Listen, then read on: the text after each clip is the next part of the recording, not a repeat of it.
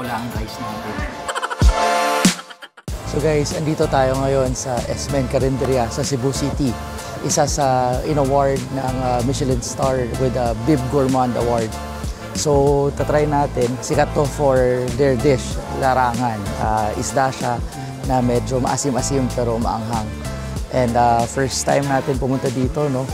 And we're very excited kasi first time na nag-rate ang Michelin Star sa buong Philippines.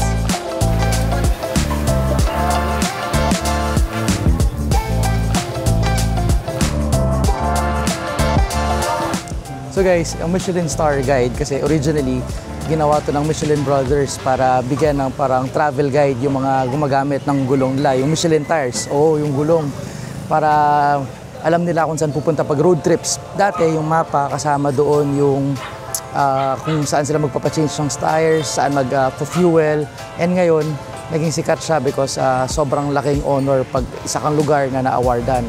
So, 3 types of awards ang binibigay nila. Una yung Star Awards. First star, sarap. 2 stars, mas masarap. Siyempre, 3 star, exceptional journey.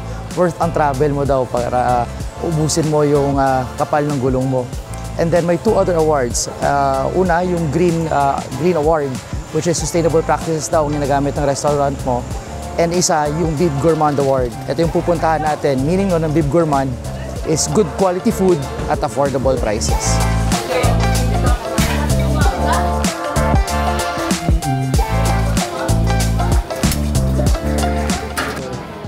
Happy kasi nung nirate ng Philippines, Carinderia yung mga nirate nila ang ibang awards nila, no? Ever since kasi pinupush natin, gusto kong series na gawin, yung Carinderia serye, i-feature yung classic na kainan ng Filipino, which is Carinderia. Masarap kasi naman magluto talaga yung Pinoy, so ang kaligin natin yung sarili natin.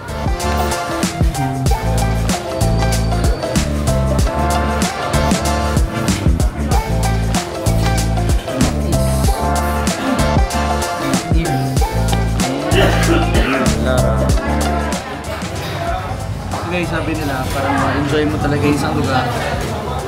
Puntahan mo kung saan kumakain ng locals. So ito tayo sa larangan. Masarap ito pag may sili.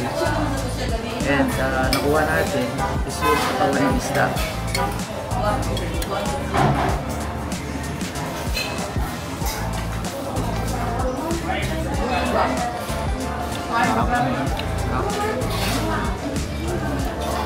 Makuha ko lang ang rice natin.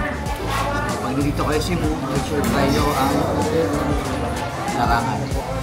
Solid guys. Pawish na pawish. Sarap eh. Masarap yung kain ganun talaga. Ubus na.